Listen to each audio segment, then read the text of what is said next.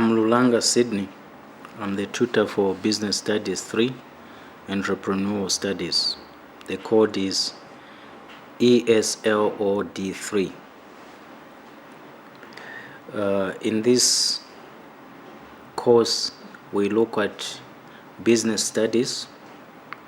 We emphasize the entrepreneurial aspect in business studies. We also look at the type of entrepreneurs, what we call effective lead of entrepreneurs. Now, these effective lead entrepreneurs are people who are able to build a culture around the business mission and the brand. And mostly we find them, they are the people who reward success, support honest failure, share in the success and share the wealth with those who help to create it, and they also set high ethical standards of conduct. Now, there are certain trends characterizing rapidly growing businesses or companies. One of them is technology. High levels of change, ambiguity and uncertainty. Change is the only constant thing, and therefore there have been a lot of rapid changes, especially of late in the business world, bringing in ambiguity and uncertainty, and the businesses have to keep pace with the changes and ensure that they remain relevant and continue to produce products that that are up to standard, maintaining the quality. The cost of business has gone up, profit margins have narrowed, but the businesses have to continue making business, and therefore the future remains uncertain, and therefore it calls upon entrepreneurial aspect to continue being innovative and being creative and remaining relevant and keeping the market share and expanding the market share. Then there's also an ongoing succession of non-linear and non-parametric events in a way of diversifying not only expansion but diversifying, bringing in new products or new lines of business, not forgetting the traditional line of business, but trying out other things as well. The other challenge that is there is the inexperience of management team. You find highly skilled or highly learned young people with good qualifications, but they lack the aspect of experience, and therefore it's bringing some discomfort in the business world. Then there's also rapid growth and disruptive technology. Technology is always changing, and it calls upon companies to embrace it. Technology is like a running train, and you either get on it or it crashes you. And so some businesses have run into or on the train without understanding their role or what they're supposed to do. Then there's counterintuitive and conventional patterns of decision making. The way decisions are being made today is different from the traditional way, where only a set of people would sit around and then, or one person would make a decision. Today, it's more consultative, and also employees have been given that mandate to make certain decisions at their level. So centralization of modern days is no longer effective, but there is more decentralization when it comes to decision making. And then informality and the fluidity of organizational structure and procedure. This has brought in the issues about power, control, responsibility, accountability.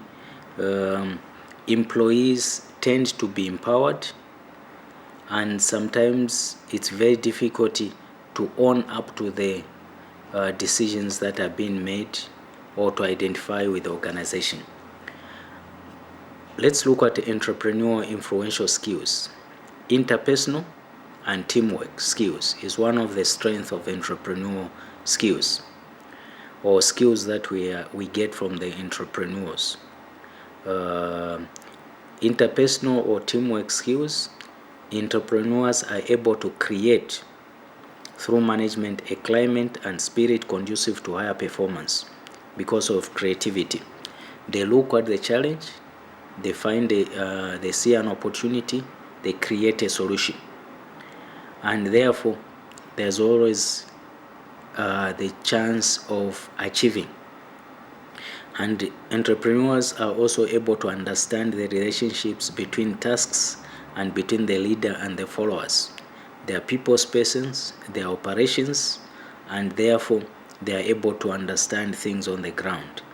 And then the ability to lead in those situations where it's appropriate. Now, characteristics of a successful leader. Entrepreneurs are skilled in leadership, vision, and influence.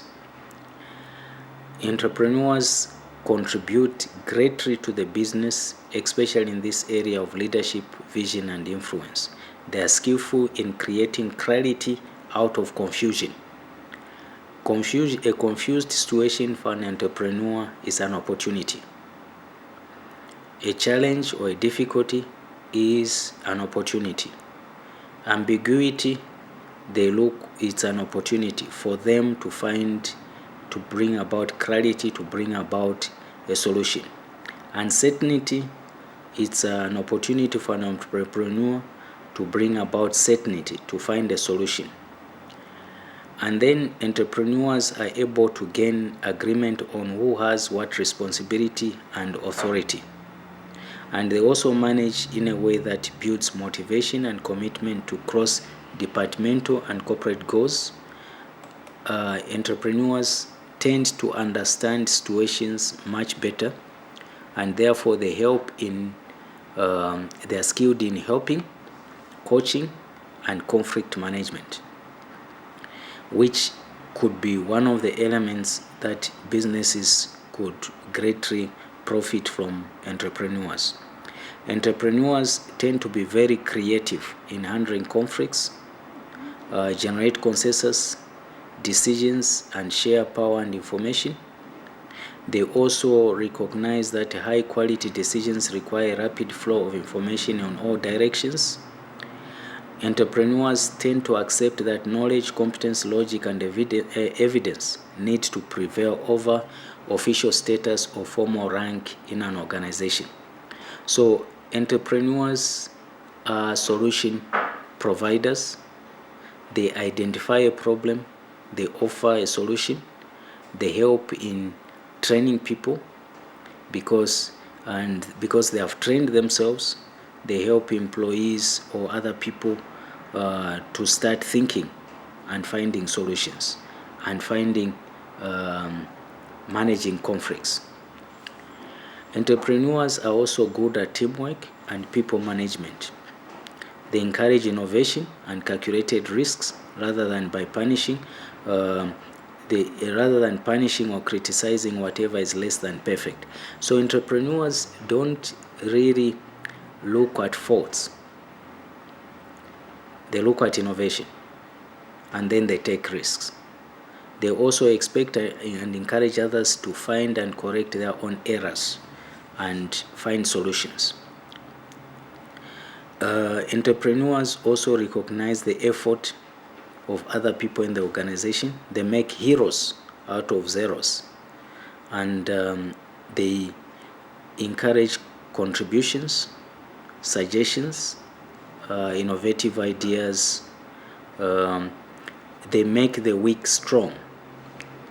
They develop or generate trust amongst colleagues and subordinates, and they also they are perceived as honest, direct, open, and spontaneous. Other leader competencies that we see in entrepreneurs are marketing, for example. They do a lot of market research and evaluation. They take risks. They plan. They also look at product pricing. They manage sales. They believe in direct selling. They manage their services very well. They create that rapport between client or customer or consumer with a provider or a seller, and then they manage the products. They distribute accordingly. They try to ensure that the products reach their final customer or final destination, and then they think of new products all the time. Another one is operations and production. There's the issue of managing manufacturing. Entrepreneurs don't produce just for the sake of production. They produce because they see a market, and they produce what is sufficient for that market. Then they are also good at taking inventory control, the products that they have. How much have they sold, how much is in store, how much should be produced. They are very good at those things. Then they also do cost analysis and control, quality control, production scheduling and flow, what needs to be bought, what can be produced locally, and what there's a balance between expenses, cost, and profit. And then they're also good at job evaluation. Now, when it comes to finance, we can borrow from entrepreneurs, or businesses can borrow from entrepreneurs, especially on ways of raising capital. Remember, some of the entrepreneurs start with zero balance or very little money, and they grow their businesses from that. And how do they raise capital? Businesses can learn from that. And how they manage cash flow. And then how they collect their credit or debts, debt collection management skills, how they make use of the short-term financing alternatives, how they can borrow from the public or private offerings, their bookkeeping, accounting and control, and other factors we can learn from them. So what are we talking about entrepreneurial leadership? When we are talking about entrepreneurship leadership, we see certain areas that a business would learn from entrepreneur, or the leadership that an entrepreneur is offering. For example, in problem solving, communications, planning, decision making, project management, negotiating, managing outside professionals, personal administration. Problem solving, what are we talking about here? Entrepreneurs tend to see a problem, they see an opportunity, they offer a solution, they see a gap, they find ways of filling that gap, they bring in self-confidence in other employees, they are self-confident themselves, they try to share this with other employees or other people. And then how do they communicate? In this type of business, entrepreneurs tend to mostly they have this flat or linear structures, round table, where everybody's opinion is taken seriously, people are encouraged, and then they plan their things, they are able to make certain decisions, and they run their projects. Remember, a number of them are not professionals in the line of business that they start, but they're able to manage it. Now, when it comes to law and taxes, entrepreneurs tend to understand law and taxes much better because they're very practical. For example, they will understand what is corporate law, securities law, contract law, law relating to patent and proprietary rights, tax law, real estate law, bankruptcy law. Leaders need to understand those things very well, especially managers in companies, especially when it comes to law and taxes, how to manage a company within the law, how to be productive, how to ensure that the company remains productive within the law, and all kinds of issues like that. Other issues or other competencies that we can look at is information technology, for example, information and management system tools, business to business, business to consumer, business to government or via the internet, sales, marketing, manufacturing, merchandising tools, financial and accounting and risk analysis and management tools, telecommunication and wireless solutions for corporate information, data and process. Now, the key to growth. What does a business need to do in order to grow? One of the issues is to do with team trends. Companies or organizations that are very successful on team building, team cohesion, teamwork, they tend to be very successful. So you need to bring in the issue of integrity, accountability, honesty. It's also a key to growth. Then a commitment to the long haul, and then also have this concept built in the minds of people of harvesting mindset, bringing a project to an end, ensuring that the end product is of a certain standards, quality products, quality people produce quality products, and then commitment to value creation. You need to find ways of leveling the ground, what you call equal inequality. You need to be fair, and then the sharing of the harvest. This is one of the challenges when it comes to business, that employees sometimes tend to think that we work so hard, and when it comes to harvesting, only certain people reap the fruits of the harvest. So a successful company needs to learn to share the harvest. And you share the harvest through, for example, bonuses, incentives to the employees, and that continues to motivate them. Now, what are the key questions for the lead entrepreneur or the founder?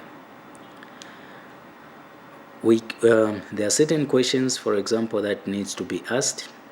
Is the formation of a team desirable or necessary? So the lead entrepreneur should be able to analyze whether a team needs to be created, what type of team. Am I creating a team because it's necessary, or I'm just meeting certain demands or keeping a certain status quo? What about growing the company to a potential, to a certain level? What type of talents, what type of skills, contacts, resources are available, and which ones are necessary, which ones could be outsourced? What do we need to succeed? Who needs to complement me? All right. Now, forming and building a team, there are three issues into consideration or for consideration. One of them is values, goals and commitment. Groups, peer groups. These are informal groupings. We need to understand them. And then the definition of roles. Now, what are some of the challenges?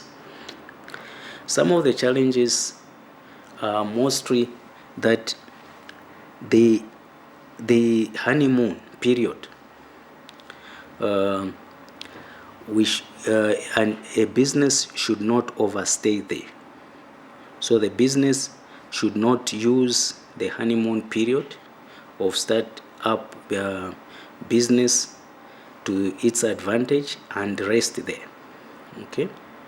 Otherwise, the business will never grow, and when it faces certain challenges, it will not survive. And then entrepreneurs, they tend to not to answer certain questions. For example, who is in charge, who makes what decision, the differences of opinions, how are they solved, and all kinds of stuff.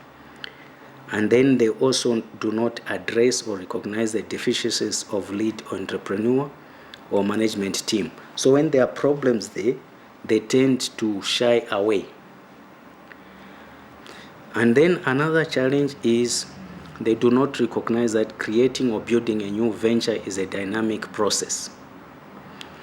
Sometimes entrepreneurs tend to be very conservative. They do not want to venture into something that they are not too sure of. Okay? And sometimes they do not identify or diffuse destructive motivations of investors. And then sometimes they also do not value trust and integrity. There are certain group of entrepreneurs who tend to cut corners where there's a straight road, and that can also be bad for business. So how much stock ownership should go to whom? For example, when someone starts his own business, they tend to become greedy. They do not want to share with other people.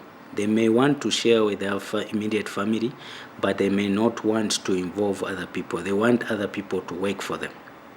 And then if other people question, they tend to push them out. So it's always important for an entrepreneur to share the wealth with people who help to create the value or the wealth, and also to realize a harvest of at least 5 to 10 times the original investment.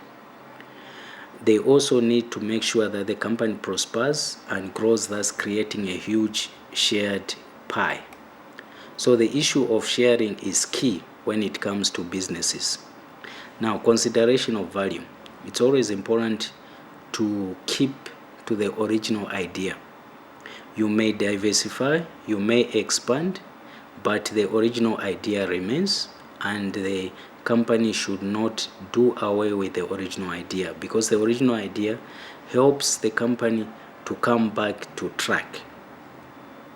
Then it's also important to have a business plan, process into place. You need to start preparing, initiating, preparing it, developing it, implementing it, and evaluating it. There should also be high levels of commitment and risk-taking. Careful risk-taking, responsible risk-taking, not just risk-taking for the sake of undertaking a risk. There should also be a pool of skills, experience, track records, and contacts. There should also be high levels of responsibility. Now, in this particular course, we looked at entrepreneurship to do with business studies. We have realized that a business and entrepreneurship can work hand in hand, and there are certain ideas from the entrepreneurial world that a business needs to adopt. And we have looked at the advantages, the track record of entrepreneurs, the influence that they have on businesses, and the business, the influence, and vice versa. So it helped us to understand that both the business and the entrepreneurs both have ideas. They need to consider business plans. They need to be committed. They need to have the needed skills, and they need to have the freedom and the responsibility of what is required in the business.